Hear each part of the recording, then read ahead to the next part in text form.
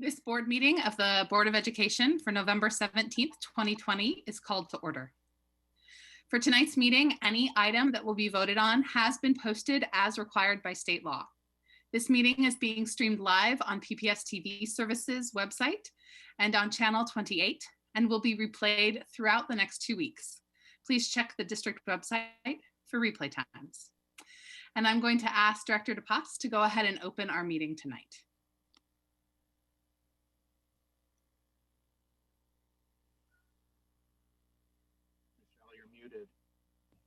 I just figured that, thank you. Good evening, everyone. I want to start by acknowledging that we live, work, and play on the traditional land of Indigenous people who once made their homes along the Columbia and Willamette rivers. We must continue to acknowledge, celebrate, and honor Native American history and heritage. Native people continue to make our city and our region a more dynamic and thriving place for all. Tonight, we'll be voting on a resolution proclaiming the celebration of National Native American Indian Heritage Month. In addition to learning about how tribal history is taught within Portland Public Schools in our study session later tonight. But first, I begin by reading the proclamation. And bear with me. Resolution proclaiming the celebration of National Native American Indian Heritage Month in Portland Public Schools. Native American Indians are descendants of the original indigenous inhabitants of what is now the United States. The Portland metro region rests on the traditional lands of the bands of the Chinook, Multnomah, Clackamas, Tualatin, Molalla, Capoeia, Wasco, Cowlitz, and Cathlamet tribes. These tribes established their communities in a resource-rich area where they traded and fished along the rivers and harvested those natural resources that fed and maintained their families. In the 1950s, under federal relocation policy, a large segment of the Native population in the US was forced to relocate to several major cities, of which Portland was one. This has added to the diversity of the tribal representation in the region. Native American Indian people, whose history is rich with those who positively influence and enrich our nation, our society, our region, our state, and our schools through their entrepreneurship, commitment to community service, deep value of justice and liberty, and social and cultural life. On August 3rd, 1980, President of the United States, George H.W. Bush, declared the month of November as National American Indian Heritage Month, thereafter commonly referred as Native American Heritage Month. Native American Indians have made profound contributions and continue to make advances in education, medicine, art, culture, and public service, and have been a consistent and vital influence in our nation's growth and prosperity.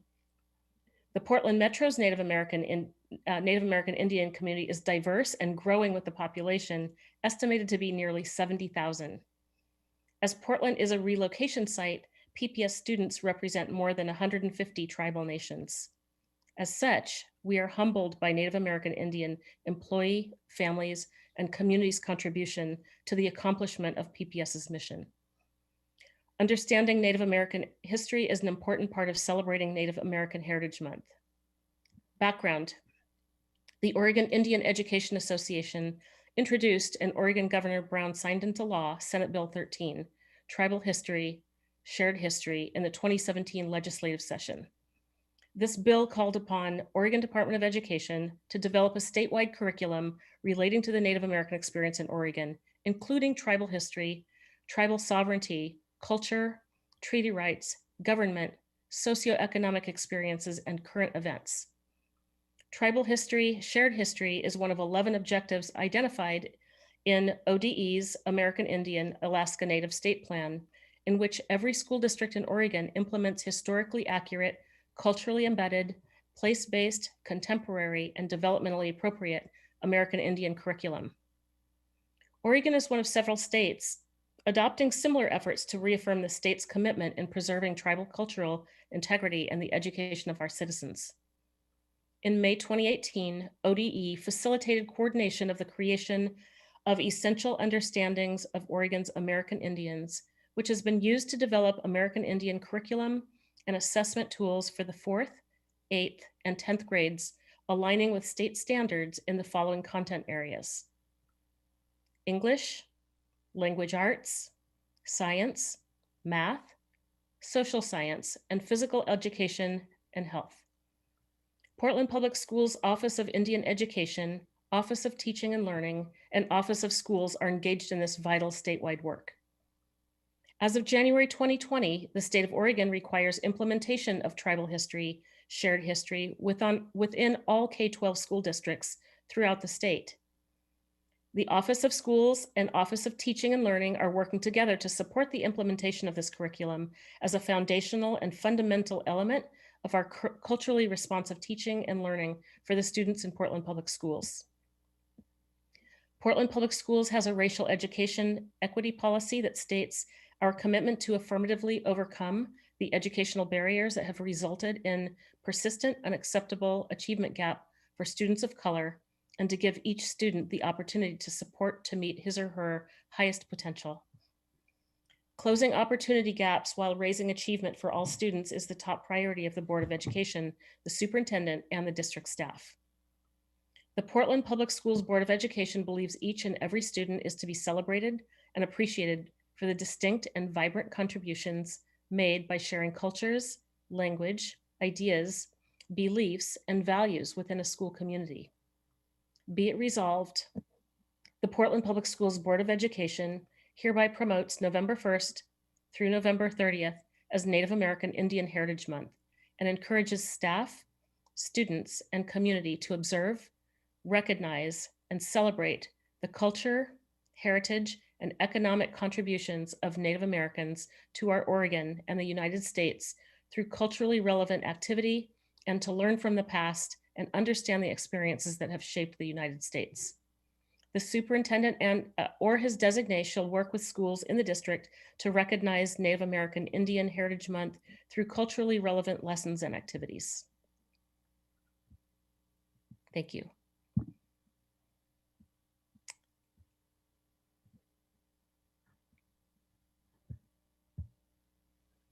Thank you, Director DePass. The board will now bring forward resolution number 6203, resolution proclaiming the celebration of National Native American Indian Heritage Month in Portland Public Schools. Do I have a motion? So moved. Do I have a second? Second. So Director DePass moves and Director Scott seconds. Ms. Bradshaw, is there any public comment on resolution 6203? No. Is there any board discussion on this resolution?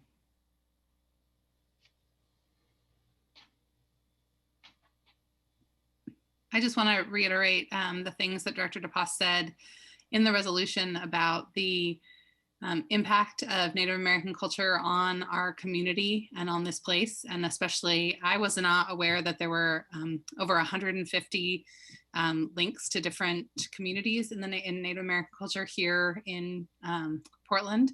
And so again, want to just acknowledge that those, I think oftentimes when I was a kid, we learned about Native American culture as something in the past, and that this is something that is definitely here and now and vibrant and present. And want to thank, I know we've got some students that'll be speaking in a minute, and thank them especially for their contributions tonight. All right, any other discussion on this resolution? Okay, the board will now vote on resolution 6203, resolution proclaiming the celebration of National Native American Indian Heritage Month in Portland Public Schools. All in favor, please indicate by saying yes. Yes. Yes. All opposed, please indicate by saying no. Are there any abstentions? Resolution 6203 is approved by a vote of 7-0, with Student Representative Hsu voting yes. Thank you, Nathaniel. Superintendent, would you like to take it from here? Thank you, Chair Lowry, and to the rest of the board. I appreciate my opportunity to make a remark here. Thank you for acknowledging this month as a time to in particularly recognize and celebrate the culture and heritage of our Native American community. As an example of the work in action that your resolution inspires, I too want to recognize two of our student leaders at Grant High School, who are also members of the Indigenous Peoples Student Union, who are here with us tonight. Please welcome Ani Tate and Livy Buck. And if I may, address the two of them and their classmates. I want to share with you and the community tonight the decision to begin the process of removing and relocating the Fletcher murals from the Grant High School auditorium. Last spring, just before the pandemic shut down our schools, Director Bailey and I had the opportunity to meet with you, former Principal Campbell, your IPSU advisor, and other students at Grant High School. You and your fellow student leaders were incredibly eloquent and clear in your advocacy and rationale as to why the murals should no longer have a place in your learning environment. What struck me deeply was hearing how the continued display of these depictions of Native people have such a negative impact on you and your fellow students. This is precisely the opposite of the intent of the board's resolution this evening, which is to respectfully recognize and celebrate the culture and heritage of Native Americans. I want to ensure that you have a positive and culturally affirming learning experience while at Portland Public Schools. Yesterday, I sent a memo to Principal McGee and to High School Area Senior Director Elisa Shore, sharing my decision and outlining the process to move forward. As part of my decision and in alignment with the goals of our Master Arts Education Plan, the school's leadership will work closely with students to develop and collaborate on a conceptual design for a new mural, one that more appropriately celebrates and better affirms the lived experiences and culture of Native American students. And with permission of the board chair, I would like to request that we invite student public comment at this time and invite Ani Tate and Livy Buck, whose leadership has been instrumental in raising the issue and the impact of the murals at Grant High School, to share a few words on behalf of the students at Grant. Yes, please. Thank you for all of that. Everyone, Ani Yanisha. Hello, my name is Ani Tate, and I am the president of the Indigenous Peoples Student Union at Grant. IPSU has been working to remove the Fletcher Memorial murals for over 3 years. Almost a year ago to this day, IPSU co-presidents brought our demands to the school board to remove the murals and replace them with a new mural project led by all the student unions of color at Grant. The removal of the murals has been a long time coming, and I have been involved in conversations about it since my freshman year. 3 years ago, the remodel of Grant begun, and as incoming freshmen at Marshall, we were always told about a perfect, new, updated campus being built that would accommodate all of our needs and foster the flourishment of our education. The only way I saw this promise to be possible was if the murals were removed and new murals that accurately represent students of color were underway. Not only did this not happen, but the plan to restore the murals advanced.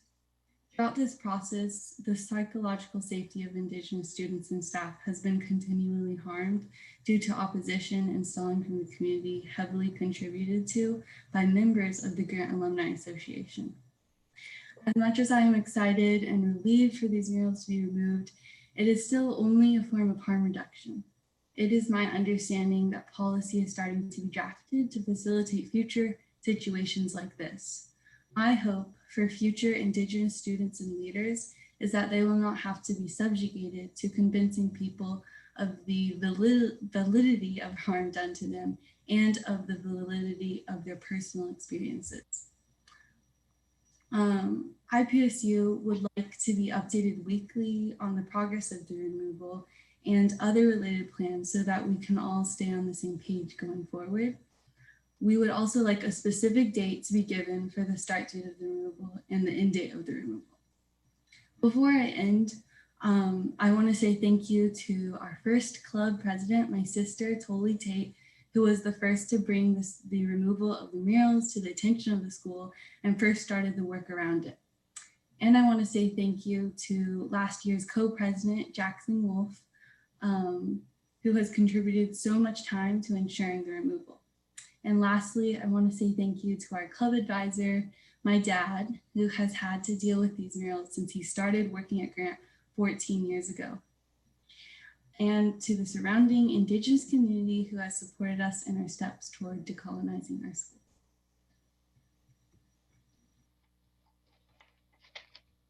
Thank you, Ani. OCO, hi everyone. My name is Livy Buck and I'm a senior at Grant High School and I'm a citizen of the Cherokee Nation of Oklahoma. And as an Indigenous student at Grant and an active member of the performing arts community, I was shocked when I learned of the Fletcher murals for the first time, and even more shocked that I would continue to have to perform next to them as I move through my time at Grant. I am thankful that the process to remove these murals has started, and I'm looking forward to seeing the ways that PPS will support Indigenous students as I graduate.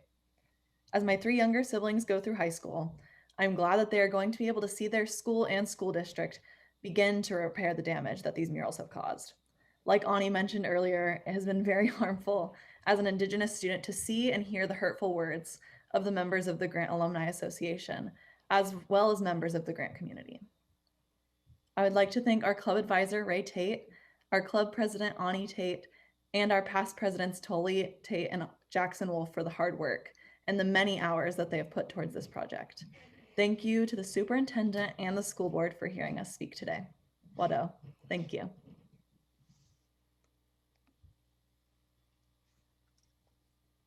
Thank you very much for your continued advocacy and the work that you have done, and for your untiring efforts. And I do appreciate what Ani said about creating a system where you all don't have to work so hard for us to do what is right. So thank you for giving us this opportunity tonight. We are ready to, sorry, go ahead. Yeah. Yeah, and as a graduate of Grant High School, I'm so glad this is moving forward. It's so just thank you. I just want to address both of the students, Ani and Livy. I really appreciate your advocacy through this work and your persistence and patience. Grant community and our entire community is better for your work. I'm going to be watching and listening very closely for what you both are up to after these murals have been removed, because I'm sure there's bigger and better fish to fry out there. I'll be watching closely. Chair, can I say a few words? Go ahead. Yes, please. Great. So I wanted to thank Ani and Livy for your advocacy and your passion and your persistence. And I wish Jackson were here tonight, because I can't count the number of times when I'd open up my email and find an email from him asking what the status was. And so appreciate your patience as we work through this. And also your courage to not only raise the issue and share your perspective with the leaders at your school, but also the district leaders. I also want to thank Danny Ledesma for connecting a resolution tonight, recognizing Native American Indian Heritage Month with this action, and then our learning session later. I think this is modeling us as a system being continuous learners.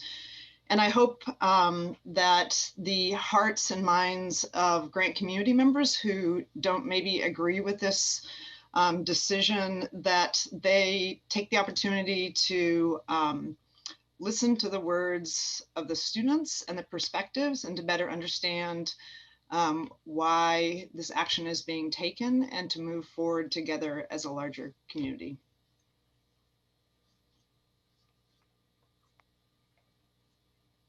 Anyone else want to speak to this before we move on? I just want to commend the superintendent for acting decisively when this matter first came to us from the student activists. It really came directly to the board, and the superintendent was really clear in saying that he wanted to take this action to act on their demands, because this is exactly what our vision envisions. This is exactly what our portrait of a graduate honors and lays out. And so thank you, Superintendent, for recognizing this issue as a way for us to, as a district, to really live our values and live our vision. So thank you so much. And thanks to Ani and all the student activists. And I hope that we're all kept in the loop in meeting your requests to be updated on a weekly basis. Thank you, directors, and thank you, students, for keeping us accountable. All right, this is a big moment in a lot of ways as we live into our values as a district. And we turn now to sometimes something that feels like it's the business and yet also is aligned with our values as we engage in the work of the administration of our district through the consent agenda. So board members, if there are any items you would like to pull, we will set those aside for discussion and vote at the end of the meeting. So first I turn to Ms. Bradshaw and ask, are there any changes to the consent agenda tonight? No. All right. Board members, are there any items you would like to pull from the consent agenda? There's not an item I want to pull, but I just would like to raise, we had as additional supplemental materials for the board meeting, the preliminary financial report and the large district benchmarking. I'd like to ask at some point in time that we actually devote some part of a board meeting or a committee meeting to these documents, because staff's put a lot of time into them, and I think they're important materials regarding the financial health of our district. So if that could happen at some point in time, or that we get them posted somewhere versus just the supplemental materials to the meeting. I want to thank Claire Hertz and the team that put them together. All right, any other items to be pulled or from the consent agenda? All right, do I have a motion and a second to adopt the consent agenda? So moved. Second. Director Constam moves and Director Brim Edwards seconds the adoption of the consent agenda. Is there any board discussion on the consent agenda?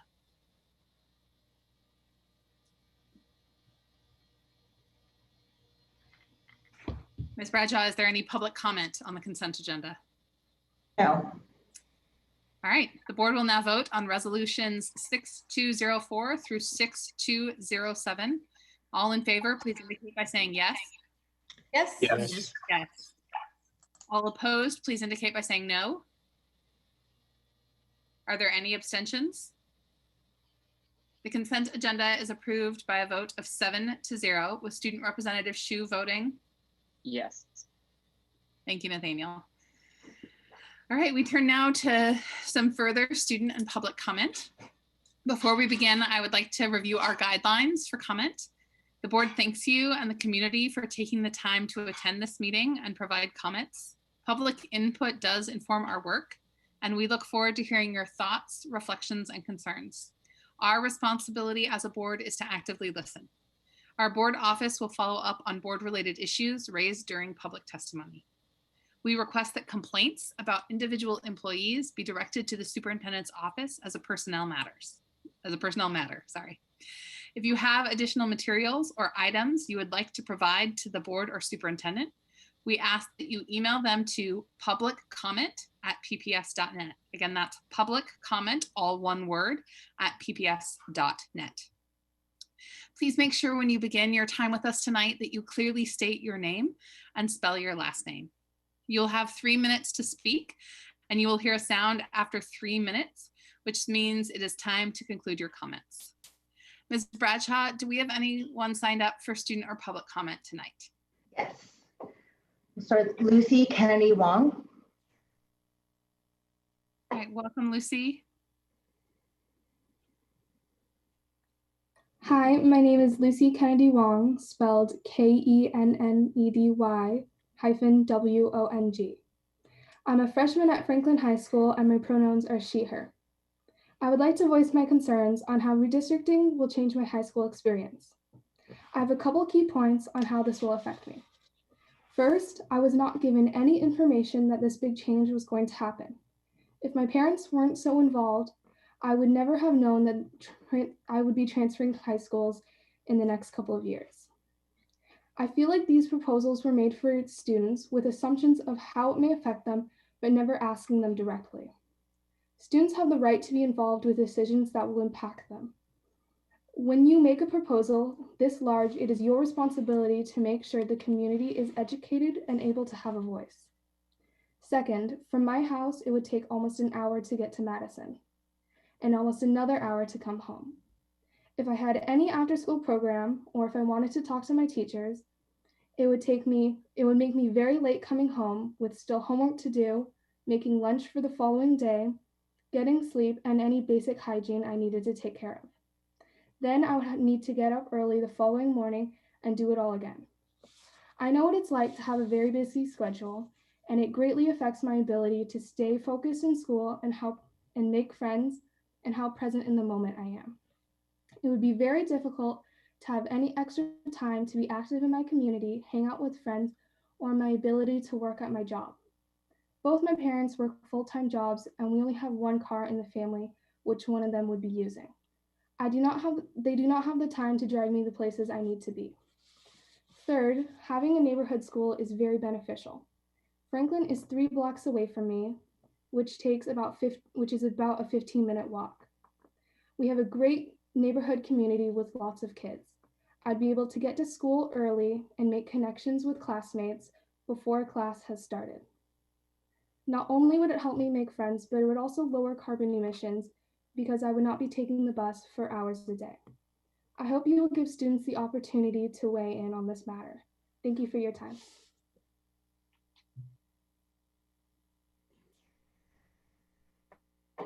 Thank you. Next, we have Kaya Robertson. Yes. Thank you so much.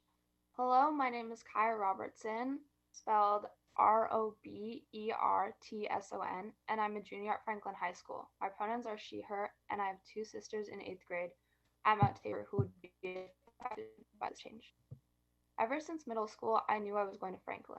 I competed on all the Franklin Cluster sports teams and began to become involved in the Franklin community before I had even left elementary school. The last few years at Franklin have been some of the best of my life so far, and I'm so grateful to have been able to go to a neighborhood school with such a strong community. Students at Mount Tabor have a strong network with Franklin High School, and this makes the transition much easier. Going to a new school is always hard, but for local kids in our area, everyone feels familiar and comfortable with Franklin. It is such a great community with the nearby neighborhoods all feeding to the same place. I found that kids and families bond better when they all attend the same schools. Separating our local neighborhoods and sending kids to different schools divides the community and makes the network of support for students and families much weaker. I also live just a 15-minute walk away from the school, and so do all of my friends.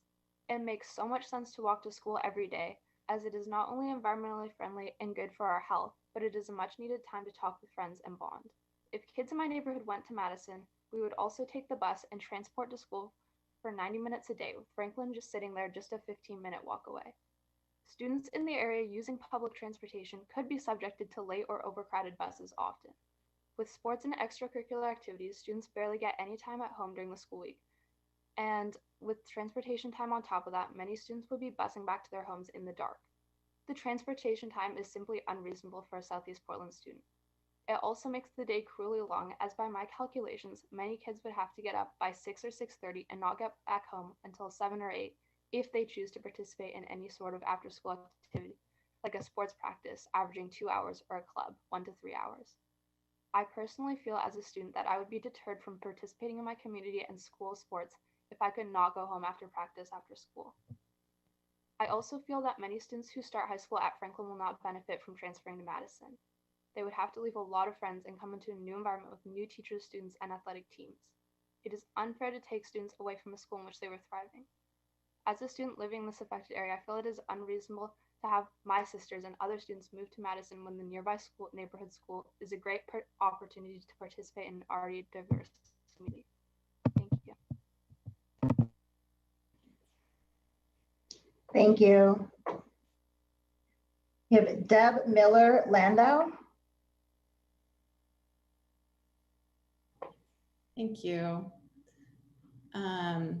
My name is Deb Landau, and it's spelled Landau, and I am a Mount Tabor Middle School mom, and my pronouns are she, her. I am also here to discuss the enrollment and program balancing efforts led by the Southeast Guiding Coalition. Thank you for this opportunity. The coalition's stated mandate was to create more equitable solutions for Southeast students at the middle school level, with a focus on reopening Kellogg and converting Harrison. Unfortunately, there has been an egregious breakdown in both process and communication by which the proposal before you is much broader than it has been described in all PPS communications to date. Somewhere in the last few weeks, it appears that the objectives have changed, and now a rush to reach a final phase 1 recommendation by an arbitrary December 17th timeline is only now reaching the ears of the communities which stand to be greatly impacted by these changes. For example, neither Richmond nor Glencoe Elementary's Mount Tabor Middle School's largest feeder elementary schools are represented on the coalition. The 2 parent coalition members representing Mount Tabor are from Atkinson, whose high school will not be impacted by the new proposal. There is literally no one on the coalition who is actually impacted by several boundary changes, including the redrawing of Glencoe's boundaries and the decision to send Mount Tabor Middle School students to Madison, when the majority of students live within walking distance of Franklin. Second, the timeline has been a moving target. At the October 22nd coalition meeting, there was no mention in either phase of redrawing high school boundary lines, and elementary school boundary adjustments were slated to start in phase 2, not phase 1. Third, the issue of creating racial equity is hugely important for our schools, and I applaud PPS's efforts and commitment to racial equity and social justice. However, it remains unclear that the current plan achieves this when racial disparity is actually increased in other areas' schools. Finally, geography matters. Yesterday, my twins got a letter in the mail from PPS entitled "Heading to High School." It says in bold letters, "Connect with your neighborhood school. Most students find their best fit close to home," and identifies their neighborhood school as Franklin.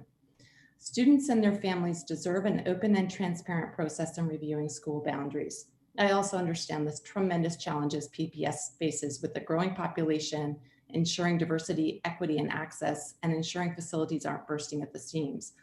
But without bringing Northeast schools, magnet schools, and all the language programs into the equation, there is no true rebalancing. I'd like to request that from this board that the Southeast Coalition stick to its original mandate to open Kellogg and convert Harrison, but that it postpone making sweeping changes to elementary and high school boundaries at this time, and then to engage in that process in a more transparent manner with more robust community engagement. The coalition says it wants to, quote, create an enrollment plan centered on student success, end quote. To do that, it needs to take a more holistic view of the geographic boundaries within PPS, look at diverse school indices, enrollment levels, and population growth trajectories. And most importantly, it needs to invite input from all students and families, not just a chosen few. Thank you.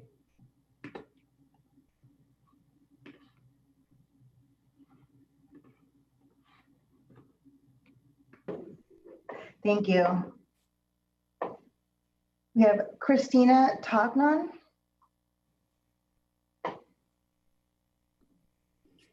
My name is Christina Tognon, T-O-G-N-O-N. My preferred pronoun is she, her. Thank you for this opportunity to speak about the proposed changes to Franklin feeder schools. I thank the Southeast Guiding Coalition for their efforts to develop feeder patterns for Kellogg Middle School. I and many of my neighbors recognize the situation for middle school students was poor, and we want to be part of that solution. Up until October 27th, Kellogg was the articulated focus for the coalition. However, a significant change occurred between October 27th and the 29th, where the conversation expanded in scope from opening Kellogg to determining which schools will feed to Franklin High School. The change in scope, the lack of equitable process, and PPS's non-transparency for those affected are serious issues. You're losing our trust. Families at Glencoe and Franklin have not been included, even though the proposal will significantly impact them. The coalition is de facto making decisions for students who are not at the table. Overall, process equity and the communication regarding the impacts on high school placements have been extremely poor. Many comments from parents attending last night's Mount Tabor Middle School Tabor Talk included words like blindsided, left out, duped, and deceived. Many expressed feeling angry, frustrated, and confused. What is the actual mandate for the proposed feeder changes for Franklin? Both equity and overcrowding are mentioned.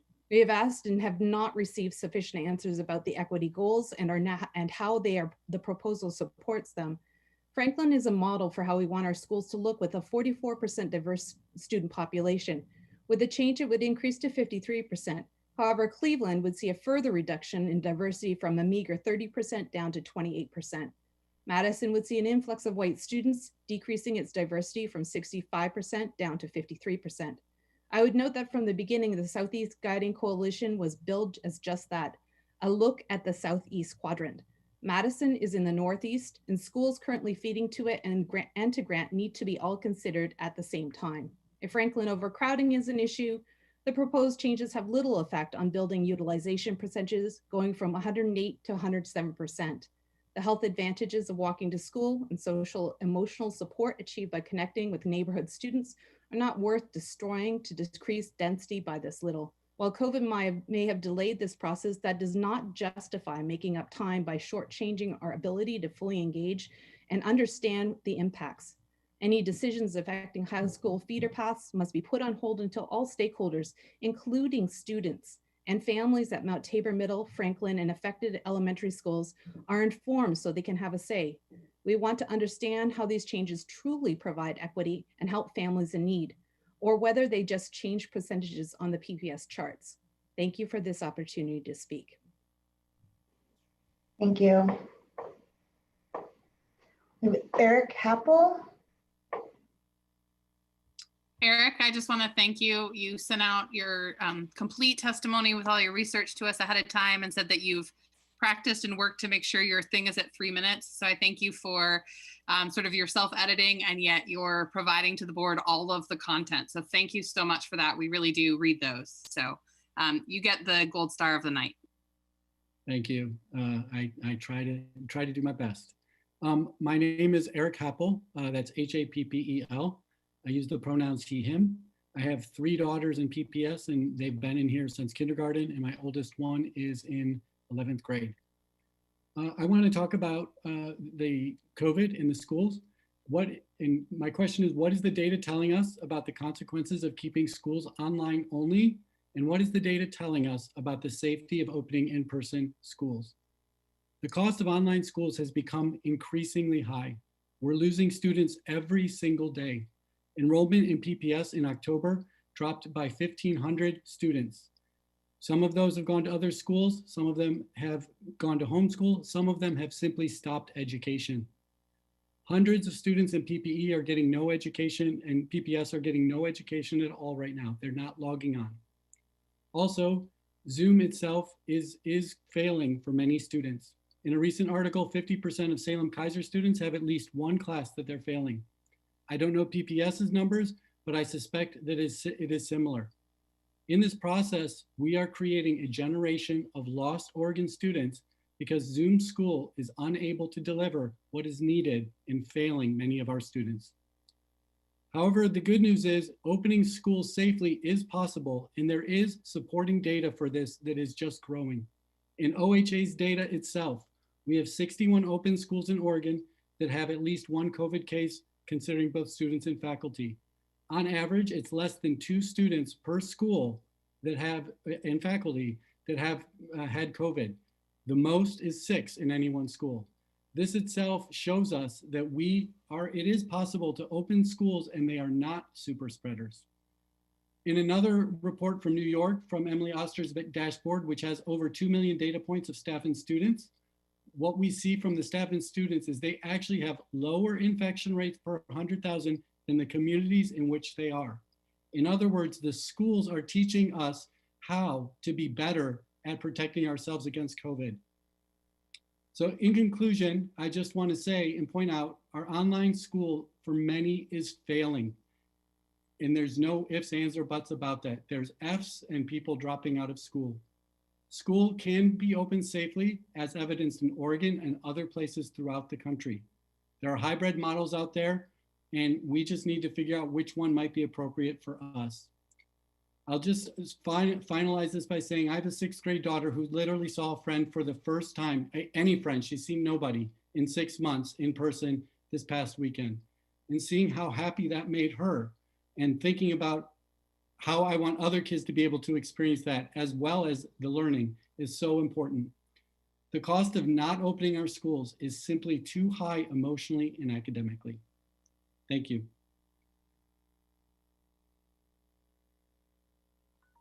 Thank you. We have Alex McIntosh.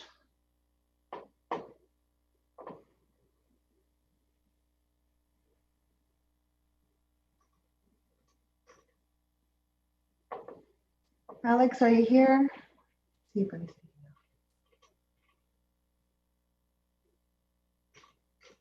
you. All right, we'll come back to Alex. We have Venna Rainwater.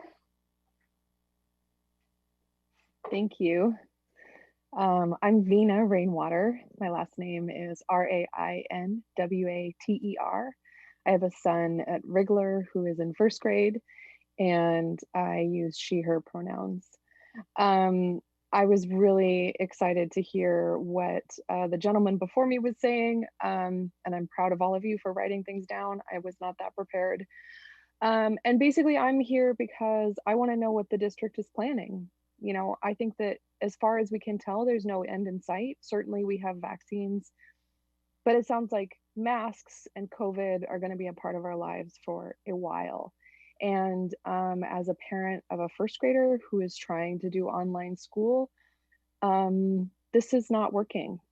It's not working. And we're all struggling and suffering and not together. We're struggling and suffering alone.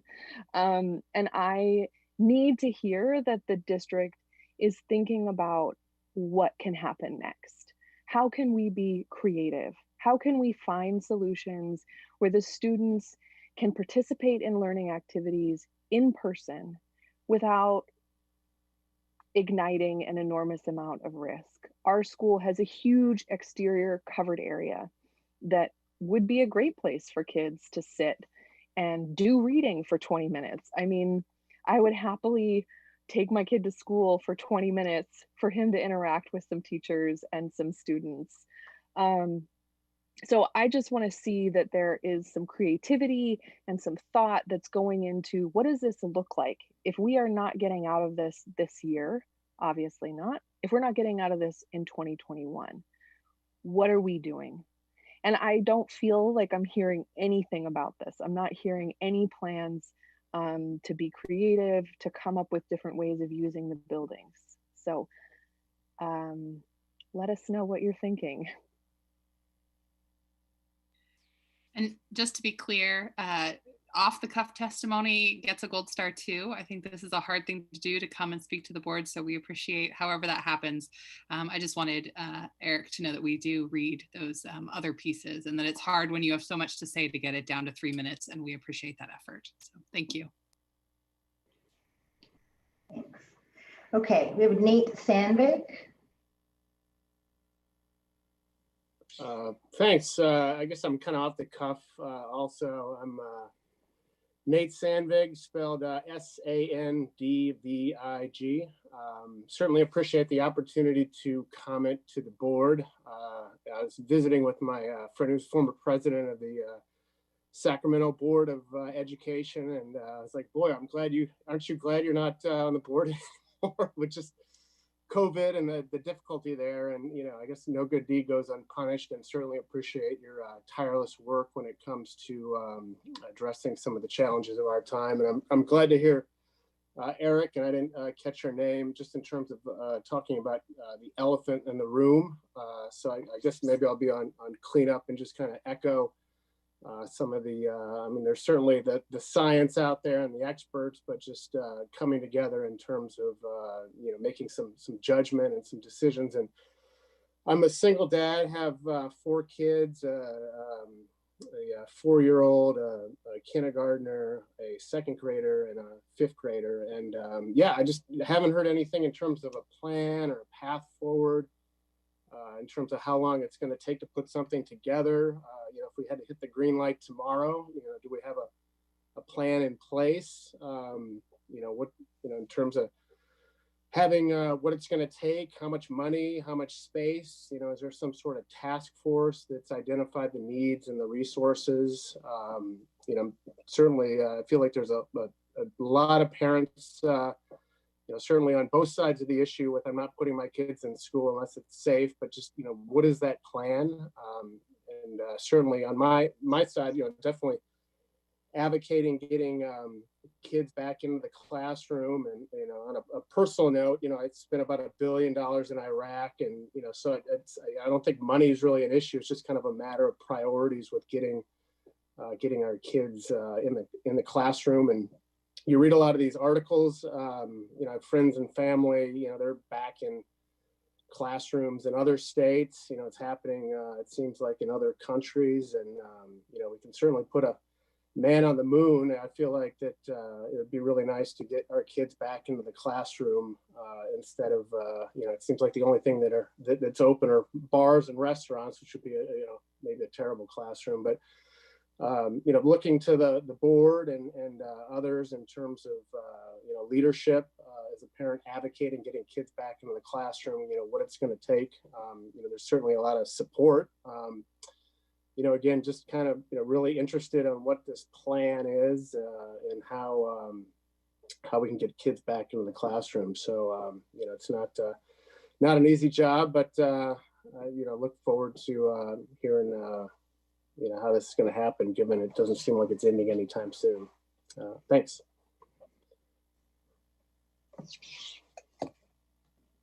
Thank you. That was everybody we have. We want to go back to Alex. Alex, or did you make it? Looking at the list here. If Alex is here, we ask you to wave at us just in case we're missing you. And I think the iPhone is Director Constam, correct? No? Do we know who the iPhone is that's here? If that might be Alex? I think that might have been the person who testified second to last. Yeah, okay.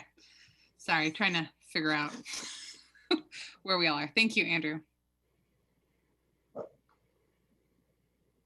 Okay, I really appreciate everyone's coming and speaking. I know that we spent quite a bit of time last meeting talking about where we are with comprehensive distance learning, and Russ Brown did a really great job of talking about how once we hit the metrics that would allow us to reopen, there's a time of transition. So Nate, I think you asked about that. If we got the green light, would we be allowed to turn around and reopen the next day? So if you go back and maybe watch some of his presentation, if you haven't already seen that, that might answer some of those questions. But I so appreciate everyone coming. And I know Southeast Guiding Coalition, there's a big conversation there about the boundaries. And I know that people are working really hard to try to think globally about, as students raised, climate change and carbon footprint and all of that as we do this work. So thank you for bringing your voices and all of your expertise and views into this board meeting tonight. Our board office will follow up with folks as needed. And if you have any further questions, you can always email us or send any materials you have to that email address, publiccomment@pps.net. And again, thank you all for taking the time for your comments this evening. Nathaniel, we're going to move on now to our student rep report, but Nathaniel, you said you didn't have a report for tonight. Is that correct? Yes, I will resume my reports at the next meeting. Thank you. Great. Thank you for letting me know that. Superintendent, would you like to share your report with us tonight? I would. Thank you, Chair Lowry. And I promise I will be listening, but I'm also going to be munching on a salad, so I'm going to turn my camera off so you all don't see the lettuce in my teeth. Good evening, directors, and buenas tardes to everyone joining us this evening. So I'll begin with a mention of the 4-week COVID freeze in our case, which begins tomorrow in Multnomah County. To quote the Governor Brown's press release, she stated, "These risk reduction measures are critical in limiting the spread of COVID-19, reducing the risk in communities more vulnerable to serious illness and death, and helping conserve hospital capacity so that all Oregonians can continue to have access to quality care." Serious statement for truly challenging times, and really underlines us being vigilant about measures and steps we can take. So while the guidance being provided by the state and county at this time do not include specific school-related guidance or additional instructions, the need for statewide action and its intended goal of improving or decreasing infection rates and metrics are closely connected to ultimately our ability to reopen classrooms to students. I can assure you there's some nice pictures of our students in a slide presentation. So again, I ask our community to stay vigilant, wear masks, wash your hands frequently, keep socially distant, follow public health guidelines. Doing this is not always easy, particularly as we approach the holidays, but it's absolutely essential to change the trajectory and stop the spread of the virus. That's my PSA. We will continue to rely on our health advisory team, local and county health authorities, and guidance from the Oregon Department of Ed. I really appreciate continuing to hear families' perspectives on the challenges we're all facing.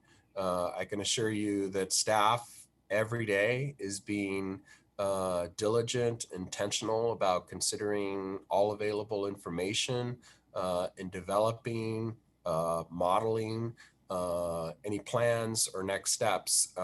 And we're in common company in confronting these questions, which our ongoing conversations with fellow districts in the state and across the country are all challenged with trying to respond to. So I encourage people, please stay informed with the information posted on our district website. I know that we're making it a point to regularly update directors here at our board meeting.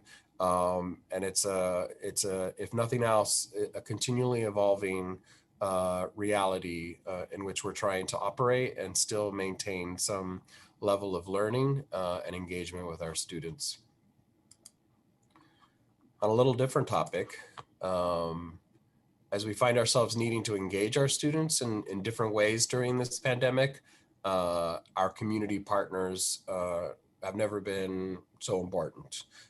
Yesterday, we gathered with many of our community partners as well as school principals for what are regular quarterly convenings, especially moving forward. My hope is that in these meetings, we continue to have a table for thought partnership and collaboration where we surface some of the best practices and common challenges and how even at this time we can deepen our relationships, particularly with our Black, Indigenous, and students of color. We put a great deal of work the last several months into redesigning the RFP process, for instance. My thanks to our RESJ partners who navigated that process with us. The results, and I think you saw these on many of our consent agendas, include a number of things that I think are important to acknowledge and celebrate. PPS now partners with 16 culturally specific and multiracial organizations who are implementing our 5 RESJ strategies, which include culturally specific family engagement, wraparound services, mentoring, leadership development, enrichment and extended learning, as well as positive cultural identity development and advocacy. PPS now invests nearly $9 million. That's a 60% increase from the previous year in our RESJ partnerships. PPS now supports partnerships in over 36 schools. with a focus on our CSI, TSI, and title schools. We've also expanded to our CBO and charter schools with an expressed focus on RESJ, Kairos, Many Nations Academy, and Rosemary Anderson, for instance.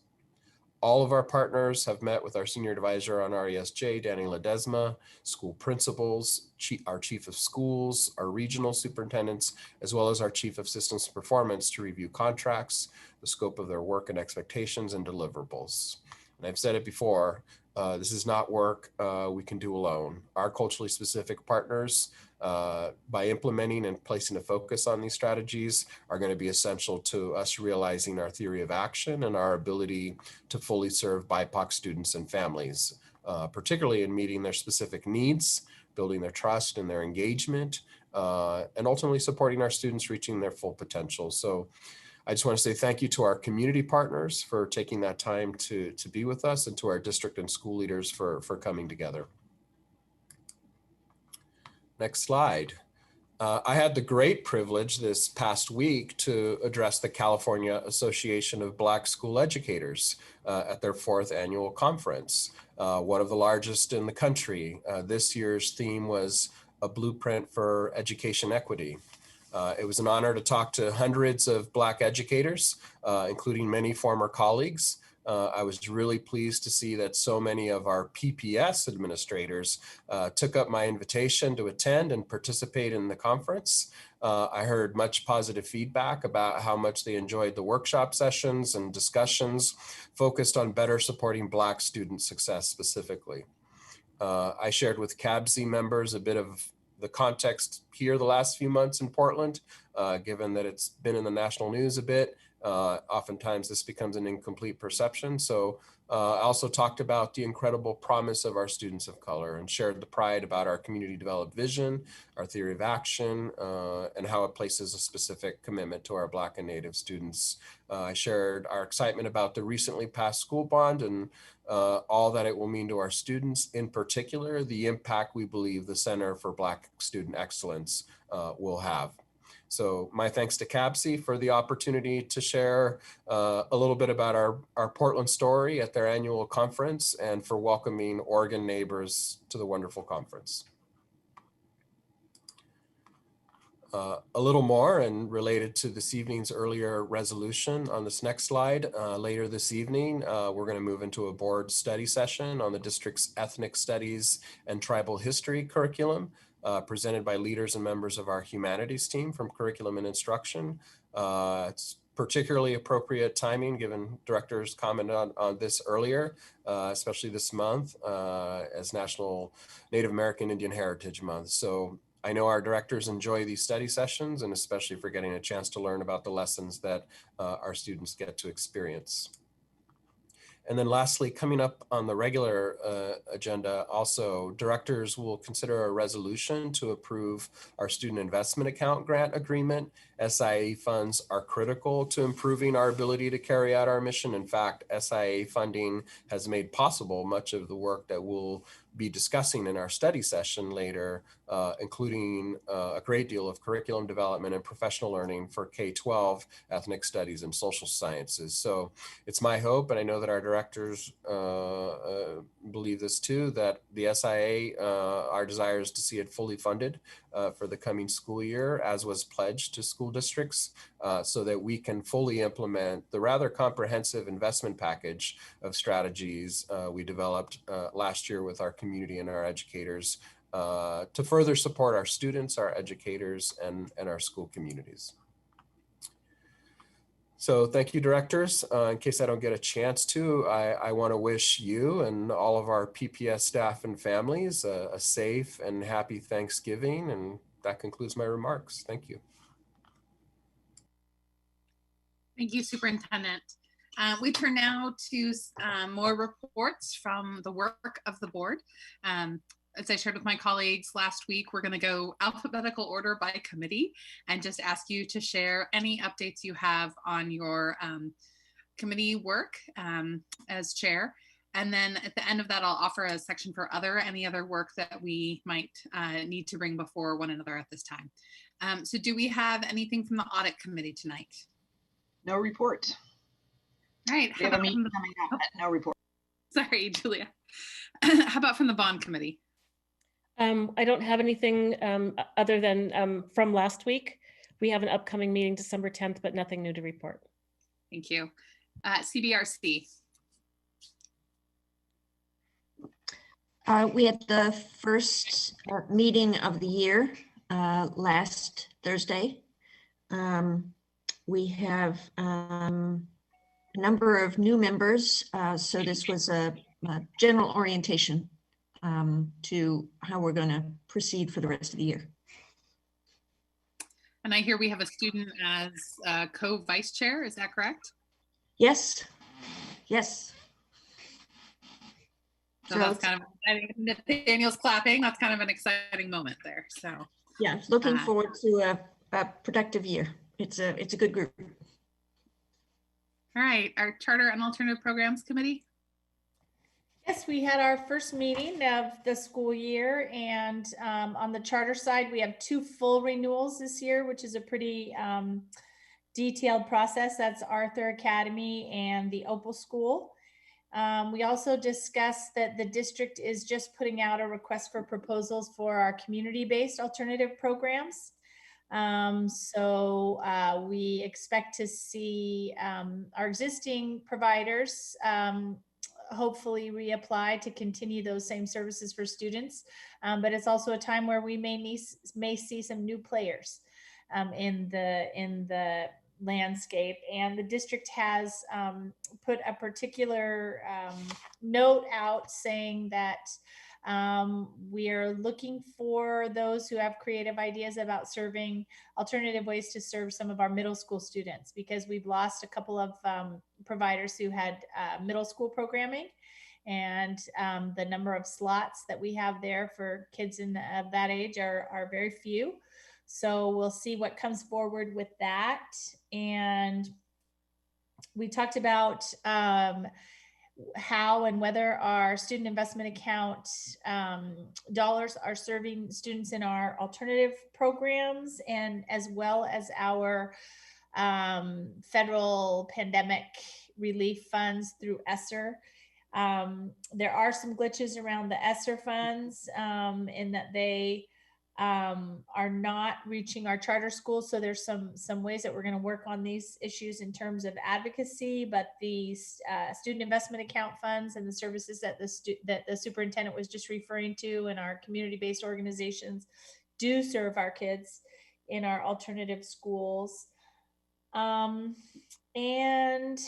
I think that's about it, but we did, part of what we do discuss is what are the needs of the population of students that tend to gravitate toward our alternative programs? And in this unique moment of distance learning, just generally speaking, are they being met? And do we need to make any changes to make sure that they're being met, and to really focus in on maybe the particular challenges that they might be experiencing?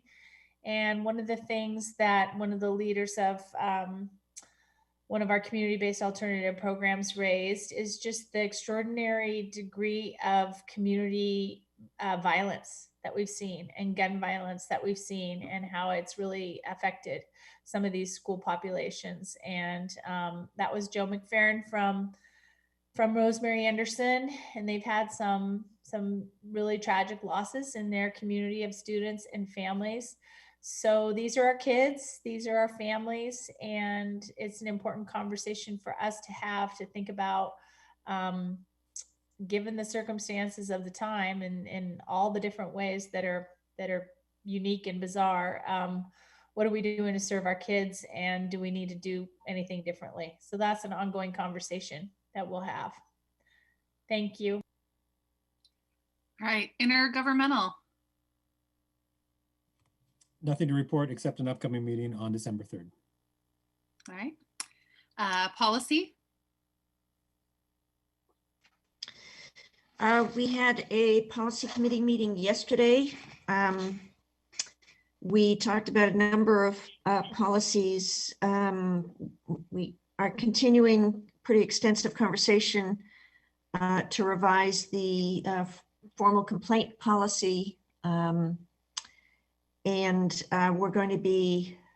we had a number of comments that staff are going to take back and work on another iteration. We had some conceptual conversations about a couple of policies. One, a new policy that would be responsive to legislation, and the policy is tentatively titled Anti-Racist Learning Communities. And then the second conceptual conversation we had was about a possible policy around the district indemnifying employees for any possible legal proceedings that they may end up being involved in. So both of those are going to be coming back to us at some point. I believe the anti-racist learning communities will be coming back to us fairly soon. And the next policy committee meeting is scheduled for December 7th.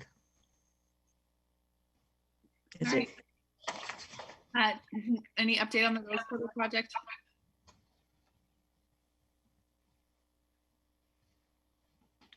On the what? The Rose Quarter project, that was for Julia. Okay. No, nothing additional from the last report. All right. Anything from the Southeast Guiding Coalition? Well, the last meeting on Thursday, a week ago, was interesting. Let me say that. So prior to the meeting, the direction of work was to prepare for an open house that's going to happen this coming Thursday, virtual open house. I think committee members have been under the impression that at least 2 different scenarios were going to be offered for public comment, not as end-all be-all proposals, but as works in progress that would illustrate different ways of meeting the guidelines that the board set out for the committee. Staff decided to limit that to one option, and I think that took a lot of people by surprise. And a number of folks were not happy with that decision. Regardless of the reasons for that,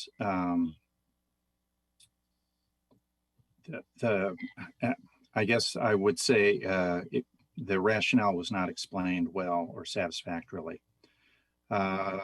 Regardless, there will be an open house for people to look at one potential scenario, and the committee will continue to work to get us feeder patterns for 2 middle schools, Kellogg and presumably Harrison Park, as well as the dual language immersion programs to be located at those middle schools. Some of what you heard in terms of public testimony tonight and in letters that board members and staff have received have to do with it's really challenging to do this work one piece at a time when we're in a system where everything is connected to everything else. So there was a lot of concern about, for example, boundaries being decided in this first phase. That will not happen. It is inevitable, though, as the committee and the scenarios they've generated, I don't know, at least a dozen scenarios. And that's mostly the work of the parents and community members on the committee. It's inevitable that when you generate a scenario to try to look at just those feeder patterns, that boundaries come up as a topic of discussion. Because everything's connected, even though those won't be decided right now. So that's part of what we're hearing from the community and feeling like, wow, nobody told us this was happening. That's true, but those boundary decisions won't be made until spring when there will be more school communities included in the discussion. But it is inevitable that if you're talking about changing from a K-8 to a K-5, it's going to change a boundary, and it's pretty natural for people doing the work and getting in the weeds with the numbers to look at those implications going forward. This is a complex task. So I'll leave it at that. I will. Go ahead. Director Bailey, I just want to clarify, we heard tonight from like a Glencoe parent. So while Glencoe maybe has been discussed, those boundaries won't be officially changed right now. There'll be a further process to have more conversation with the Glencoe community in the spring. Correct. So the phase one, the decisions being made forwarded to us are which K-5s will feed Kellogg and Harrison Park. I mean, it's not official decision that will be in middle school, but it is really the only viable option, as well as which dual language immersion programs will be located at those schools, which of course has backward implications for which K-5s have which immersion programs. And that's the challenge of trying to do a limited set of decisions when everything's connected to everything else. So I do appreciate the public comments, and I will reply to all of you, and feel free to continue the conversation with me. But I did want to make that clarification. Director Bailey, I'm wondering if there's, because I'm hearing from a lot of people in the community just being in that sort of heart of Southeast and watching the Southeast Guiding Coalition's meetings.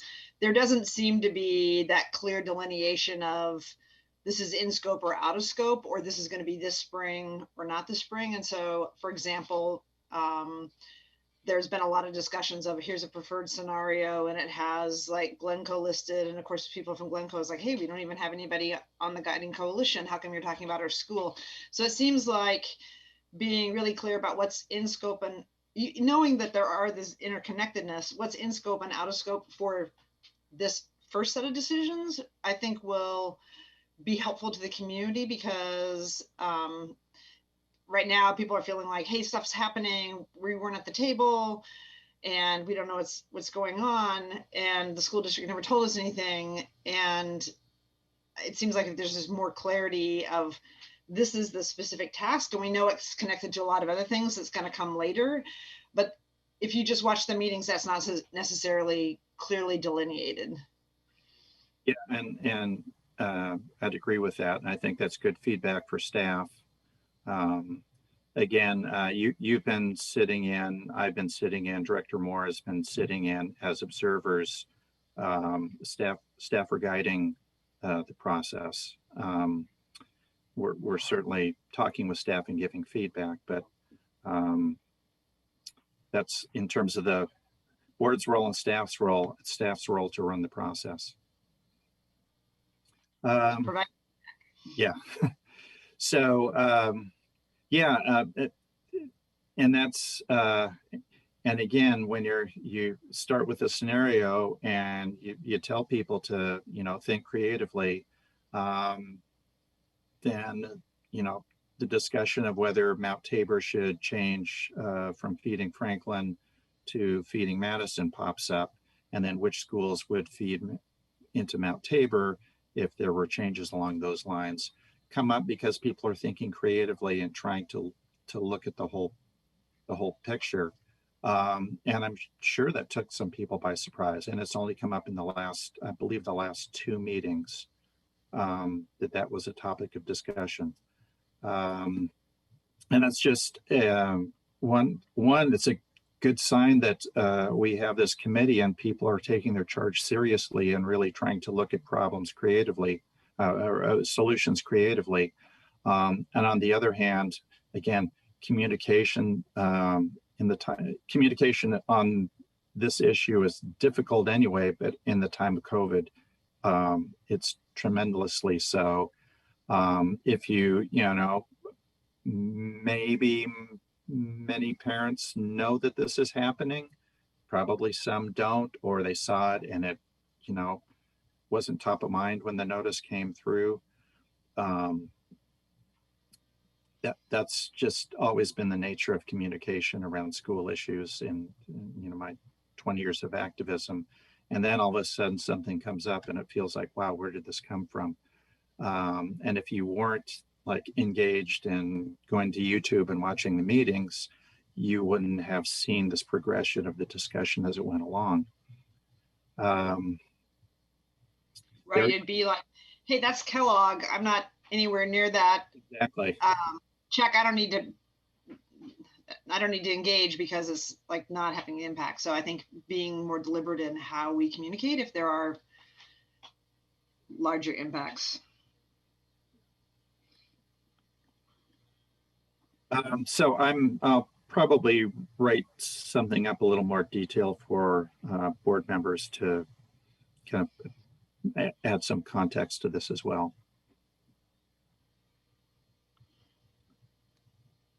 But I do urge people to attend the open house, board members as observers, and everybody out there in the public to go in, take a look. And of course, it's pretty natural to come to these things through your own lens and the lens of your family and your children. I hope along with that, we take the bigger picture look of trying to increase equity and equitable programming in this transition going forward, because this will, at the end of the day, we will be addressing and clearing up a lot of historic inequities. I'll stop there because we got more to do, right? All right. Yes. Any other committee or conference reports that need to be shared by our board members? Just one more. I sat in on a meeting around the design process for Benson and the MPG. Things are rolling right along. There's inevitably there's been some changes. I don't know, Julia, I know you were kind of you look preoccupied when the meeting was going on, because I know you have a lot going on in all your other responsibilities. But there's been a little bit of a change in not the building so much as where programs are located in the MPG. There's discussion going on there. And with Benson, the latest challenge, and we had a good discussion, was on the location of elevators. And again, we're dealing with a building that wasn't built with accessibility in mind and has very little accessibility right now. And how to locate elevators in kind of a cramped, an existing building shell in a sense, and increase accessibility through the building. And staff certainly has a plan that meets the code with one exception of 2 classrooms that would not be accessible. But we discussed doing more than meeting code and really stepping closer to our vision of being increased accessibility, because the current plan would be quite a workaround in some cases for if students were on crutches or in wheelchair. From getting A to B would be quite a bit longer walk in some cases. So staff is going to take a look at some other ways of doing it. It's a big challenge and might end up costing more, substantially more to do that. But I count on the creativity of OSM and our partners in that work. All right, any further committee or conference reports? All right, now, some of you may have a little bit of a sense of deja vu. because you might think that we already approved the student investment account, and we did. On October 20th, this board reviewed and approved the SIA grant agreement consistent with the guidance issued by ODE at that time. On November 6th, ODE issued additional guidance on the approval process. And although we allowed for public comment on the October 20th consent agenda, the clarifying guidance now requires that the grant agreement be approved as a standalone item. And due to this updated information, we will have the SIA grant agreement as a separate agenda item with another opportunity for public comment in order to be in full compliance with the statutory requirements as issued on November 6th. The agreement that was previously approved by this board on October 20th is unchanged. Superintendent Guerrero, would you like to present this agenda item? You're right, Chair Lowry, it can seem a little bit like deja vu, but we want to make sure we're by the book here and we don't get called out on any technicalities. So you're going to get another opportunity to hear from Deputy Superintendent Hertz. And we also have with us this evening Leslie Odell, who we save for only special occasions, this being one of them. We like to keep her really focused on matters at hand. So you have the two of them next. Good evening. It is a great occasion to receive additional funding from our state legislature in support of our strategic plan that we're in the process of finalizing at Portland Public Schools. And we have already invested in many items this for the 2021 year. So we are appreciative of having that opportunity to support our students with counselors and classroom teachers and social workers and many investments along the way. So with that, you have had a full presentation. We've had a full community engagement process throughout the past year. And we just really are coming back to dot the I and cross the T to make it a regular agenda item rather than a consent agenda item. So we bring that to you for your approval.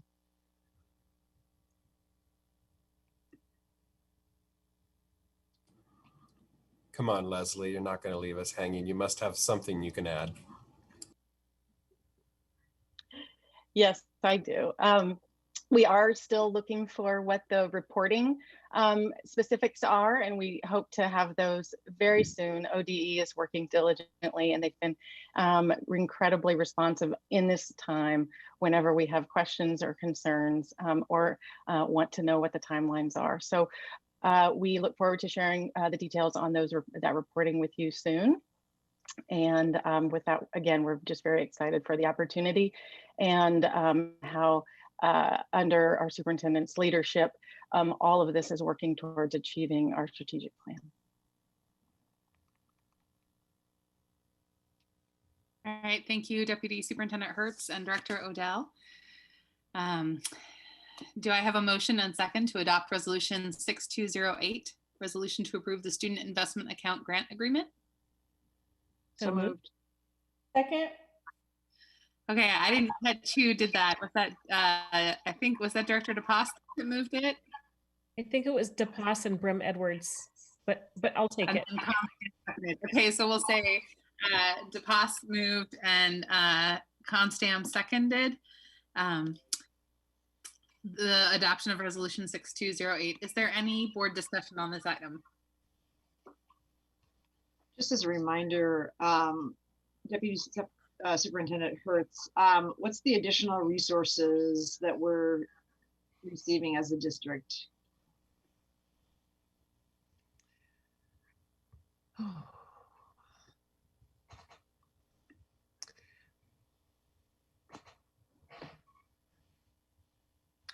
Leslie Odell, I didn't open that all up from this evening. I believe it's 12 million, if I got that right, in the latest version. Yes, it is. It's the exact amount I will look up, but it's a little over $12 million that's invested most certainly for specifically for support in mental health services, given the specifics of what's going on currently, as well as some additional supports for reading and math support at our CSI schools.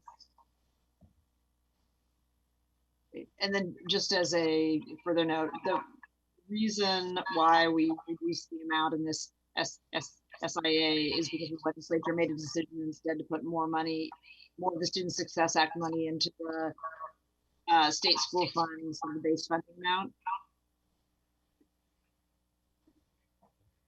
We did keep a lot of our investments and did use general fund dollars to support the strategic plan, where we saw reductions in the SIA grant funding. We did see an increase in general fund funding, so we were able to continue many of our investments that we had prioritized in our adopted budget process. Thank you. Any other discussion?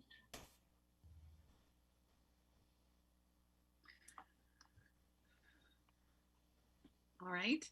I'm going to go ahead and ask if there's any public comment on this item. Ms. Bradshaw. No, there's not. All right, the board will now vote on resolution 6208, resolution to approve the student investment account grant agreement. All in favor, please indicate by saying yes. Yes. Yes.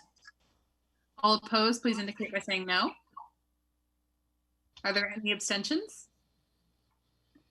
Resolution 6208 is approved by a vote of 7-0 with Student Representative Shu voting. Yes. Thank you, Nathaniel. All right, I'm going to take a look here at our meeting time.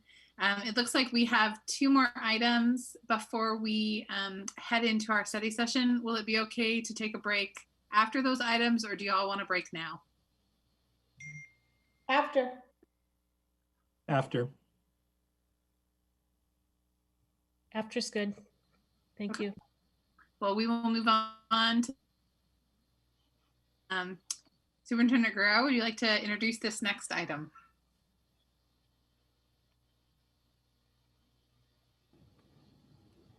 I'm assuming you're talking about continuing on with the conversation about the GO bonds.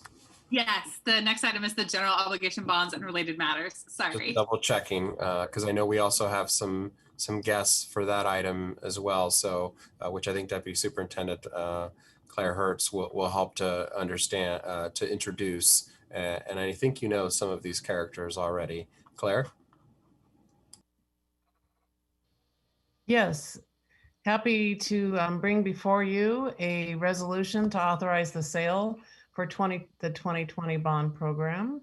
On November 3rd, our community approved $1.2 billion on a ballot measure to issue general obligation bonds. Tonight we have with us our bond counsel, Golgan Ure of Hawkins, Delafield and Wood, and financial advisor Carol Samuels of Piper Sandler. And together with the finance and school modernization leadership team, we have created an initial plan for issuing the bonds in 3 sales over 6 years based on our initial budgets for the projects and cash flow projections. So tonight, I am going to ask both Carol Samuels and Golgan Ure to speak to the board. We're going to start with Carol Samuels, and Roseanne is going to bring up a PDF report on the levy rate analysis and the plan for our sale. And so with that, I would like to turn it over to Carol Samuels as Roseanne is bringing up, if we can start on the beginning slide. Thank you. Go ahead, Carol. Great. Well, good evening, everybody. I love being referred to as a character. So do I have control of this presentation, or do I need to say next page when you're ready to go? Okay, I am ready.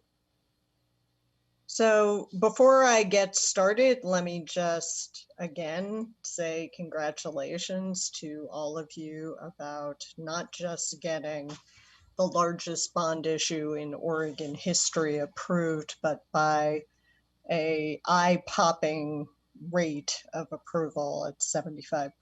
It's just gives me faith in my community.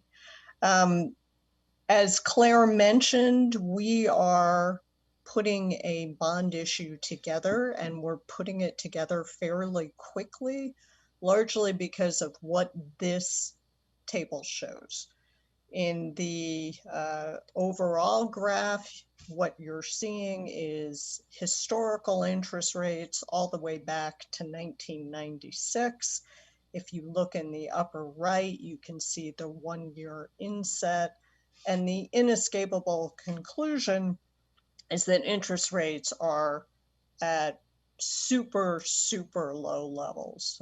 In fact, the last time you sold bonds was in April, and you can see if you squint at that small graph that in April, rates which we thought of as all-time lows were higher than they are today. So our plan at this moment is to put the bond issue together with a goal of selling the bonds in mid-December, and we will see whether or not the market continues to be strong. One of the best things about having sold bonds so recently is putting it together is not that much additional labor, although Claire and her staff might disagree with that assessment. In any case, if you could move forward to the next slide.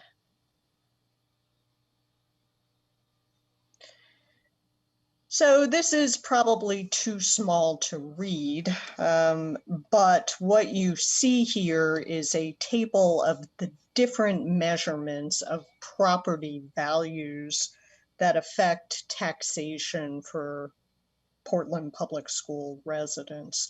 The first column shows the real market value. After this was finalized, we did get 2021 values for at least Multnomah County. We're still waiting on Washington County, and that is increased by a fairly robust 4.1%. And in the far right column, you can see the assessed value. As I'm sure you all know, it is the assessed value that determines the tax rate, and that too is growing robustly and higher rates than what we had been projecting previously, which is partially by design. We like to be conservative, but it's nice to see that level of growth even in the middle of a pandemic. Next slide. And I should mention, I don't mean this to be a lecture. If folks have questions as I go forward, don't hesitate to interrupt me. So the top table here shows the district's outstanding debt at approximately $830 million. It consists of multiple series sold under the 2 prior authorization. The first was November 2012. The last series of that was sold in 2017. And then in May of 2017 was the approval for the last bond measure for $790 million. We sold the last portion of that in April. The table at the bottom shows your legal debt capacity. And even though it may feel like you have a lot of debt, by state standards, you actually have issued very little of your capacity. Your capacity is about $11 billion, and you've issued, actually, yes, $11 billion. You've issued about 830 million of it, so about 8% of that. Next slide. This is a graph of your existing levy rates, as well as a projection of what the levy rates will be in subsequent years, assuming no additional debt is issued. So the dark blue is historic, and you can see starting in 2018 is hovering around that $2.50. Again, the assessed value of the district has grown at a faster clip than what we had assumed, and that causes the levy rate associated with the bonds to be somewhat below $2.50.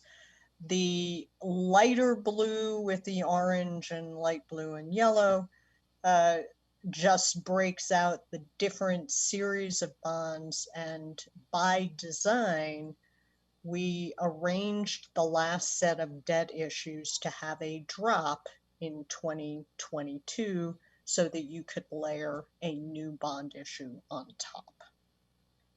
Next slide. So as Claire mentioned, of the $1.2 billion that voters approved, we have devised a strategy that is pretty flexible, except for the first bond issue, of breaking the sale into 3 separate series. We believe at this point, this gives you the most flexibility to deal with unforeseen circumstances, both in construction timelines as well as tax rates, etc. The first issue is going to be approximately $365 million. As I mentioned previously, we are looking at selling those bonds in December, assuming the market is helpful. And the term is going to be about 25 years.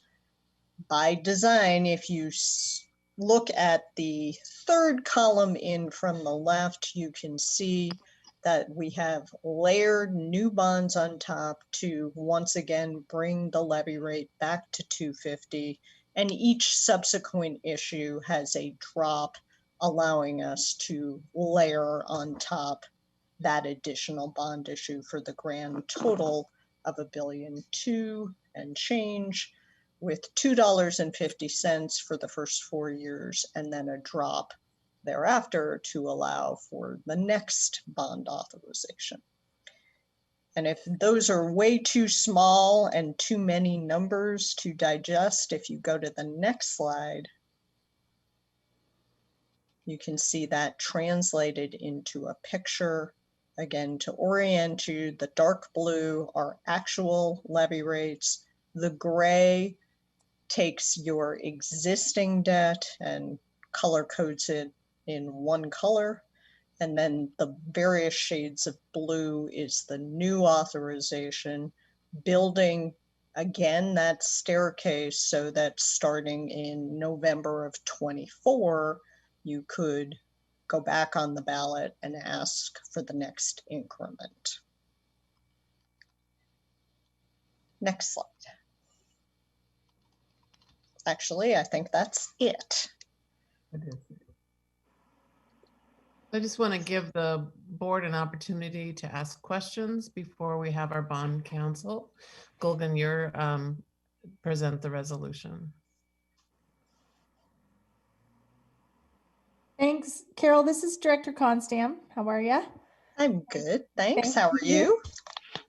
Could you please explain how you arrived at the amount for this first tranche? It's significantly more than the second tranche when we would actually be paying construction bills as opposed to design development. So just explain a little bit how you arrived at those figures other than trying to optimize these great rates. Well, Director Constam, by legal standards, and Gulgan can talk more about this, you actually could issue substantially more right now. Roughly around 600 million would be legal under federal tax law standards. However, our feeling was that that locked you in much too significantly to managing your construction timing based upon a very significant bond issue, and that 400 or so million was significant enough, and that breaking it into multiple pieces gave you much more flexibility to deal with unforeseen contingencies. And what do you mean exactly locked you into a construction time frame? Because is there amount of time in which you actually have to spend it? Yeah, so Director Constam, hi, I'm Gulgan. I'm bond counsel to the district. And under the federal tax law, districts, all local governments are permitted to borrow on a tax exempt basis, which allows you to get the best interest rate for your voters. But there are a number of rules that come with that designation. And one of them is that the district, the borrower, needs to reasonably expect to spend a certain percentage of proceeds within 3 years. Got it. Makes sense. Thank you very much. Just to clarify Director Constam's question, though, I just want to make sure I'm following, because you said that the first tranche was larger than the second tranche, but we're looking at a $364 million sale, followed by a $540 million sale, followed by a roughly $300 million sale. Is that right? That's correct. Okay. My mistake, Andrew. Okay, I just wanted to make sure I was not looking at the wrong numbers. I have a few questions, but they might be more along the resolution, so I'm happy to wait for the remainder of the presentation, if that makes sense. Let's go ahead, Galvin. Sure. So, the resolution, directors, as you can tell, is relatively straightforward. You've done the vast majority of the hard work in terms of getting this in front of the voters and passed. And this is really a short resolution which permits staff to do all of the administrative things that need to be done in order to sell the bonds. So as you can see, the majority of the resolution is these lettered paragraphs, A through L, and these are all the various steps that need to be taken between now and the time the districts gets money from the bond investors.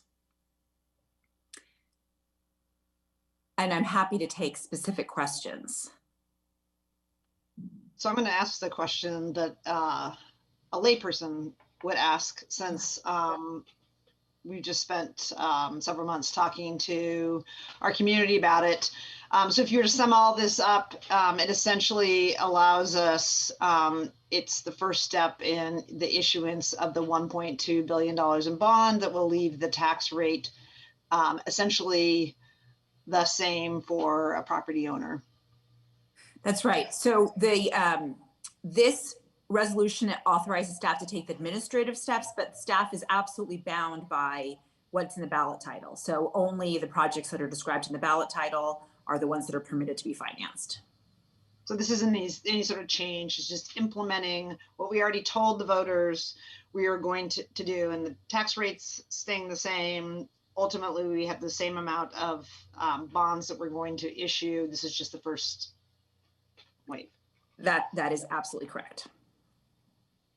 Because you've been conservative in how you've projected assessment values, and given what's happened in the property market, it's likely, or there's a fair chance that we'd end up slightly under that $2.50 value going forward. Yeah, Director Bailey, good evening. Nice to see you. We have been assuming a blanket 3% growth rate. So to the extent assessed values grow above 3%, then the levy would be below $2.50.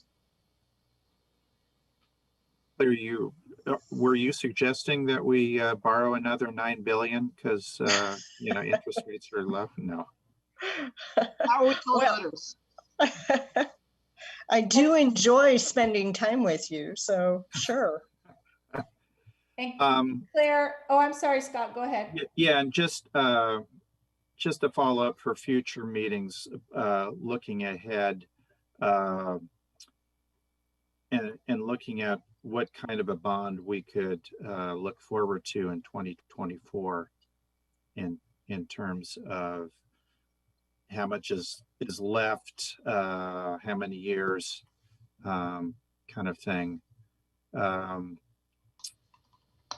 We've got 2 more high schools that we'll be planning to do, plus potential work at Roosevelt as well, for a future bond, as well as a whole passel of K-5s and middle schools that are in desperate need of being modernized. So it'd be great to kind of have that vision of what that next step would broadly look like in terms of how many buildings we can take on going forward.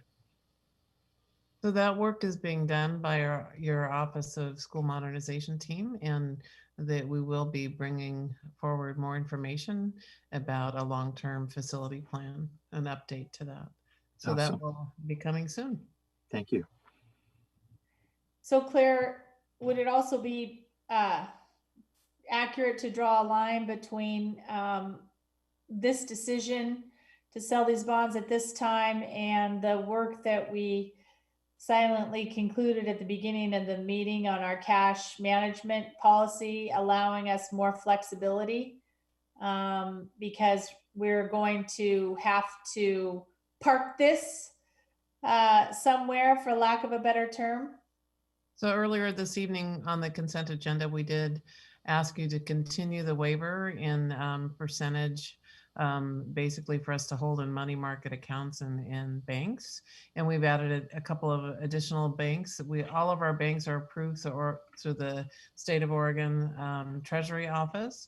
So we have a limited list of banks that we're allowed to use, but we are adding more because there is the timing of the year. This is when we receive all of our property tax collections all in a month for the whole year. At the same time, we're selling bonds so we can start the 2020 bond program. So we did, it is the 2 consent agenda items and this action item to authorize the sale of bonds definitely are part of a whole plan to manage the bond proceeds. Thank you. So if I can jump in, just a couple of questions. One, so the bond, the resolution allows the CFO to engage in either a competitive sale or a negotiated sale. Has PPS ever done a negotiated sale for our bonds? Carol would know that better than I would. Yeah, certainly not in recent memory. Not since the 2012 authorization was approved. Okay. I'm comfortable with that in terms of making sure we're getting the best deal. What I would just ask, not a change to the resolution, but if in fact we were thinking about a negotiated sale, I would be interested in just the board being notified about that. I'm not telling you anything you don't know, but I mean, GFOA criteria around negotiated sales, generally something we would not fall into, because again, we have very good credit. It's very straightforward. It's full faith and credit, and something that we go back relatively routinely. So I would assume we're headed towards a competitive sale, but if that changes, it would be great just as an information point to know. And if, go ahead. So I was going to say, Director, just as a point of information, we like to include the option for negotiated sale just to have maximum flexibility if something happens like a catastrophe where there's no access to the markets or the market sees up. Right. No, and that makes total sense to me, which is why I'm comfortable with the resolution. It's just more of a knowing if something along those lines, just being informed about that. And then this next set of questions, I want to get into a little bit of the premium bond issue. And I think this is important because there's been some media coverage around this that in my view was a little misleading and sensationalist. And so I think it's important as we are in a public meeting and talking about this to be really clear about what we're doing and very intentional about what we're doing. So this resolution does delegate the authority, to our Chief Financial Officer to Deputy Superintendent Hertz to go out to the market and really sort of get the best deal possible. And one of those deals might be a premium bond, particularly in a low interest rate environment like we're in. We have seen, higher premiums than we necessarily would expect. And I want to be, really clear, again, I'm not telling you anything you don't know, but, what a premium bond does is it doesn't increase the principal that we're borrowing, but it does add a premium onto it. And generally when you're being offered that premium by Wall Street, you are paying a slightly higher interest rate. The alternative is to not get a premium bond and have a lower interest rate.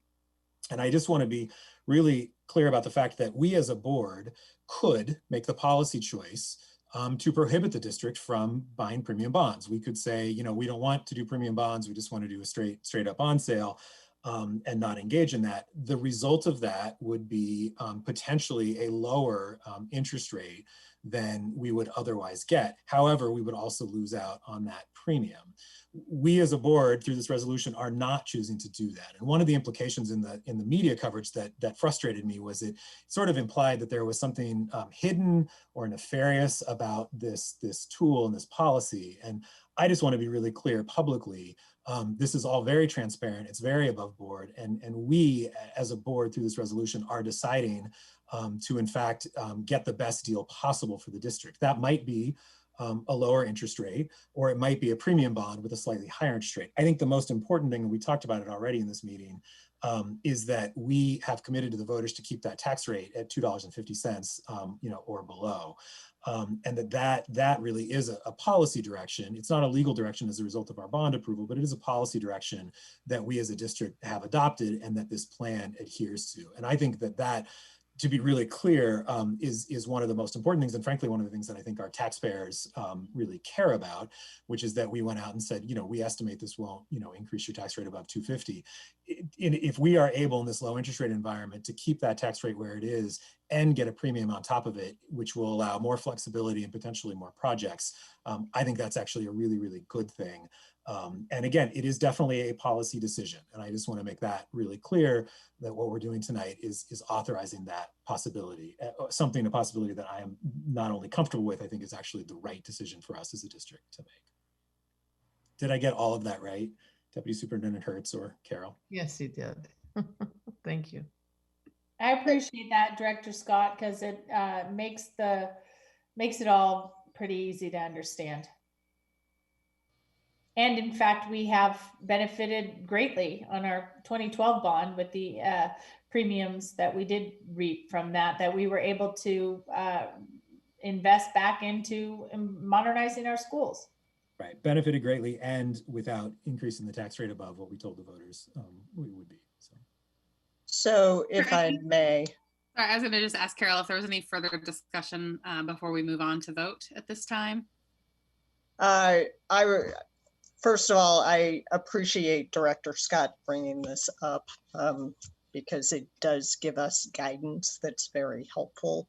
If I'm going to engage in technical nerdiness, effectively, what a premium would do is give you additional proceeds at a higher interest rate. That's correct. But what you wouldn't want to do is tell the market that you refuse to accept the higher interest rate, because particularly in a competitive environment, that's what they are going to bid. So your choice is not mandating that they have to give you a lower interest rate, because that would effectively increase your costs because you're asking for something that's not standard in the market, but rather reducing the size that you are selling. So it ends up in the same place where the levy rate is the focus and the amount you get can be used for projects. But since we are in a public meeting, I just wanted to clarify that point. I appreciate that. Thanks. All right, are we ready to bring this motion before us? Do I have a motion and second to adopt Resolution 6209, resolution authorizing the sale of general obligation bonds and related matters? So moved. Do I have a second? Second. All right, so Director Scott moves and Director Constam seconds the adoption of resolution 6209. Is there any further board discussion? All right, Ms. Bradshaw, is there any public comment? No. All right. The board will now vote on Resolution 6209, resolution authorizing the sale of general obligation bonds and related matters. All in favor, please indicate by saying yes. Yes. Yes. All opposed, please indicate by saying no. Are there any abstentions? Resolution 6209 is approved by a vote of 7-0, with Student Representative Shu voting. Yes. All right, thank you, Nathaniel. And thank you to Carol and to Golgan and to Deputy Superintendent Hertz for answering our questions and bringing that presentation for us. Well, and thank you. It's an exciting time to bring this to our community. Yeah, and this is not my wheelhouse, so I very much appreciate Director Scott clarifying and asking those questions in a way that helped me further understand as well. I'm always thankful for the wisdom and expertise of my board colleagues. All right. Chair, I was going to say the same thing. This represents a really important moment for our directors and continuing to follow through on a very recent election that just occurred. So I just want to make sure that we're recognizing that occasion as you're doing. And so appreciate having the counsel of the esteemed Carol Samuels and Golgan here with us to keep us informed and on track. Thank you. Yes, thank you very much. Thanks, everyone. Congratulations. Right. Good night, everyone. It's good night for you, but we still have another meeting. Oh, I know. We should say good luck. Thank Not you. sticking around. Thanks to both. We're going to get to play with some social studies curriculum after this, so that's exciting. All right, well, as we appreciate the wisdom and insight of our own board, we also appreciate the wisdom and insight that we get from the Oregon School Boards Association, or as we commonly refer to it, OSBA. This is organized as one general state association with up to 23 regionally elected representatives established across 14 geographic regions to support school boards. In even-numbered years, member boards vote to elect regional representatives for odd-numbered positions. And we talked about this a little last week when we had Michael Sonnleitner with us, and also when Katrina Doherty was with us in October. So tonight we are going to be voting on candidates for position 17 and position 19 of the Oregon School Boards Association Board. The board will now vote on those positions. Board members were provided the nomination form and resumes of all three candidates, and we heard from the two candidates in the contested election for position number 17. Do I have a motion for either Katrina Doherty from MESD or Michael Sonnleitner from Portland Community College? I'd like to move to elect Katrina Doherty for the position. Okay. I'll second that. Okay, so Director DePass has moved and Director Bailey has seconded a motion in favor of Katrina Doherty. Is there any discussion on this motion, this motion? I wanted to explain my rationale, and we had two very qualified candidates that have diverse experience from one another.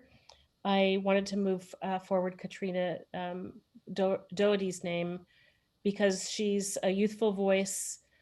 She's a woman and she's got public health experience I think will be very valuable. And I think that she's the type of leader I'd like to see on the OSBA. She also brings a really strong equity lens to the work. And of course, I value that in her youthful way of pushing things forward. I think will be really valuable.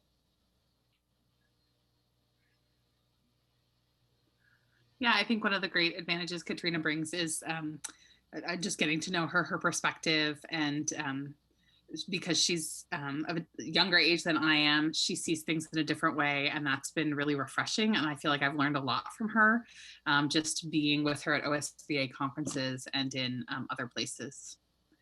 Any other discussion on this motion? Yes, if I may. So I have to say I've been struggling with this decision because I can make strong arguments for both of these candidates. I think they represent kind of system partners to school districts. On the one hand, MESD, on the other hand, PCC. And I think those are both kind of institutional partners that we could benefit, whose presence on the OSBA board I think would be beneficial. I think in particular that the absence of representation from community colleges on the OSBA board is somewhat problematic.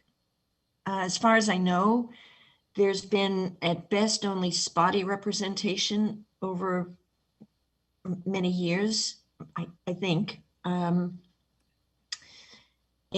it's a voice that we really need to pay more attention to. We've got to come up with ways that where there's more integration from preschool through college. That being said, it's, you know, I mean, both of the people I think they made sort of compelling arguments, and having a younger voice on the OSBA board would also be a useful addition to the conversation, I think. And Katrina did yeoman's work on the Preschool for All ballot measure. So it's been a difficult decision for me. I wish we could have both of them on, but I think on balance, I would support Katrina Doughty's candidacy. All right, any further discussion here? All right, all in favor of the motion to elect Katrina Doughty, please indicate by saying yes. Yes. Yes. Yes. Yes. Sorry. All opposed, please indicate by saying no. All right, the motion passes 7-0 with Student Representative Hsu voting yes. All right. We move on now to Sonia McKenzie from Park Rose, who is running unopposed for position 19. And I've gotten to know Sonia a little bit, again, through some of the OSBA work, and she is just phenomenal. And so I'm really excited that she's willing to serve again. All in favor of Sonia, please indicate by saying yes. Yes. Yes. Do we need a motion? You know, it's not in my script, but do we, Liz? Liz is nodding her head yes. Okay. You took one on the last position. You should take one on this one. Okay. It's unopposed. It's form over substance. I move for us to support Sonia Groves. Okay, so Director Bailey moves that we support Sonia McKenzie. Do I have a second? Second. Okay, was that Director Moore? Yeah. Yep. Okay, all in favor of Sonia McKenzie, please indicate by saying yes. Yes. Yes. Yes. All opposed, please indicate by saying no. The motion passes 7-0 with Student Representative Hsu voting yes. all right. So can I just say, had we had an opportunity to speak to this, I would have said it's a very enthusiastic yes for me. Sonia's done some great work in a very short time. She's a hugely influential presence in OSBA, and I'm grateful that she's there and willing to do this. So, Rita, do you still serve on the Legislative and Policy Committee for OSBA? I do. All right, and next week we will be looking at the legislative priorities. Not next week, in 2 weeks at our next board meeting, we will be looking at the OSBA legislative priorities and passing those. So be looking forward to some more OSBA action on the agenda. All right, is there any other business we need to deal with before we adjourn this meeting, take a break and head over to our study session? All right, well then, the next board meeting will be held December 1st. And this meeting is adjourned and we'll now move into our board study session. Let's take a 10-minute break. So maybe actually, let's take a 10-minute break and get back about 8:17. Does that sound good to folks? Okay, I'll see you in 10 minutes.